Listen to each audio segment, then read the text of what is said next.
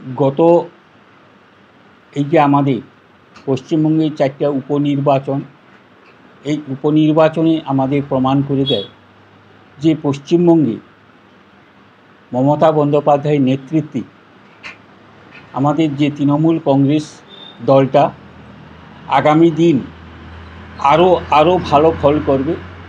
কারণ আমাদের উপনির্বাচনে বাগদা, রায়গঞ্জ, রানাঘাট দক্ষিণ এবং মানিকতলা দেখলে বোঝা যায় লোকসভা ভোটে কয়েকদিনের পরেই আমাদের উপনির্বাচন মানুষ প্রমাণ করে দিয়েছে যে তৃণমূল কংগ্রেসই উন্নয়নের আসল কারিগর মমতা বন্দ্যোপাধ্যায়।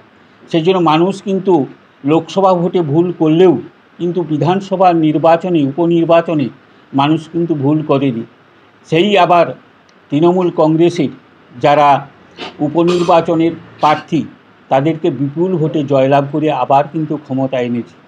আমাদের দৃঢ় বিশ্বাস আগামী 26 সালের নির্বাচনে আমাদের নেত্রী মমতা বন্দ্যোপাধ্যায় এবং আমাদের সেনাপতি অভিষেক বন্দ্যোপাধ্যায়ের নেতৃত্বে পশ্চিমবঙ্গে তৃণমূল কংগ্রেস 240 থেকে 250টা সিট নিয়ে কিন্তু আবার চতুর্থবারে আবার কিন্তু পশ্চিমবঙ্গে তৃণমূল কংগ্রেস ফিরে আসবে, এটা আমাদের দৃঢ় বিশ্বাস।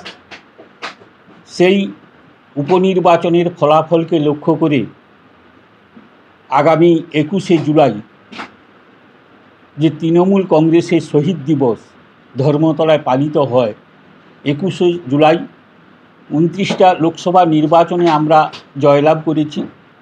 সেই ফলাফল সহ আমাদের 4টা উপনির্বাচনের ফলাফল মিলে আমাদের ধর্মতলায় শহীদ দিবস পালন কিন্তু খুব ঐতিহাসিক এবারে সভা হবে এবং বিপুল সংখ্যক মানুষ ওই দিন ধর্মতলায় উপস্থিত হবে। আমাদের নেত্রী, আমাদের জননেত্রী মমতা বন্দ্যোপাধ্যায়ের নেতৃত্বে যে ধর্মতলায় 21শে জুলাই যে ধর্মতলার যে শহীদ দিবস, এটা প্রত্যেক বছরের ন্যায় এবারও হবে।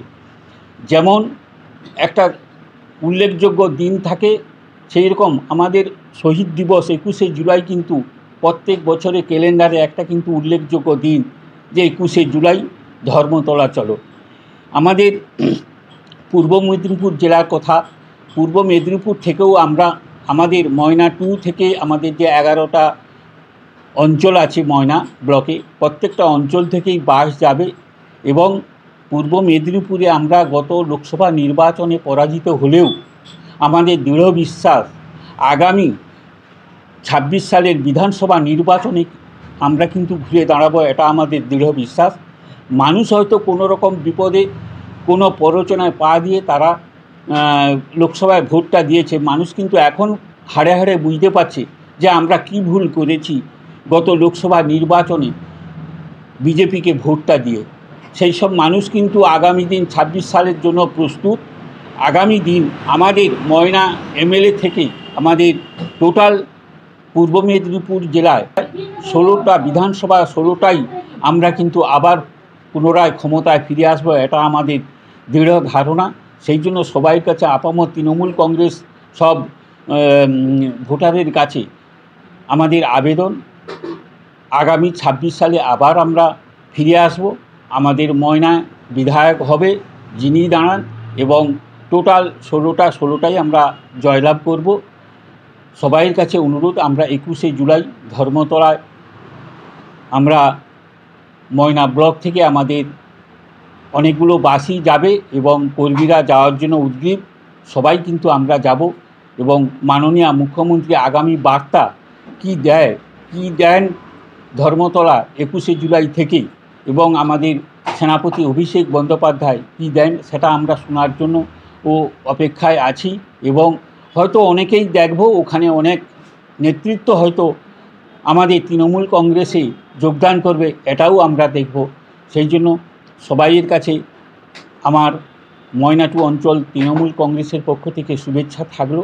সব কর্মী 21শে জুলাই আমরা ধর্মতলা রওনা হব এবং ওদিন বিশাল সমাবেশ হবে, যেটা ঐতিহাসিক সমাবেশ। তমলুক লোকসভা নির্বাচনের পর এই আমাদের বিজয় উৎসব বলতে এই ধর্মতলায় আমরা সেই উৎসব পালন করব। আমি নাম আমার সুশান্ত ভৌমিক, ময়নাটু অঞ্চল তৃণমূল কংগ্রেসের সভাপতি। মাধ্যমিক ও উচ্চ মাধ্যমিকের রেজাল্ট তো হয়ে গেল, এবার কি ভাবছেন? বাড়ির ছেলে মেয়েদের কোথায় ভর্তি করবেন? তাই আর চিন্তা ভাবনা না করে বাড়ির ছেলে মেয়েদের ভবিষ্যৎ করতে আজই চলে আসুন পারুল অ্যানিমেশন অ্যান্ড ভিএফএক্স একাডেমিতে, বলাইপন্ডা, ময়না, পূর্ব মেদিনীপুর। পারুল অ্যানিমেশন মানেই 100% প্লেসমেন্টের গ্যারান্টি। কোর্স চলাকালীন মাত্র 15 থেকে 18 মাস পরেই 5,000 থেকে 15,000 টাকা পর্যন্ত স্টাইফেন্ড নেওয়ার বিশেষ সুযোগ রয়েছে।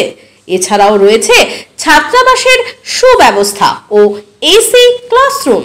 তাই আর দেরি না করে অতি সত্বর যোগাযোগ করুন Parul animation and VFX academy, Balaipanda. Mobile number 7865923110 এবং 8609596220।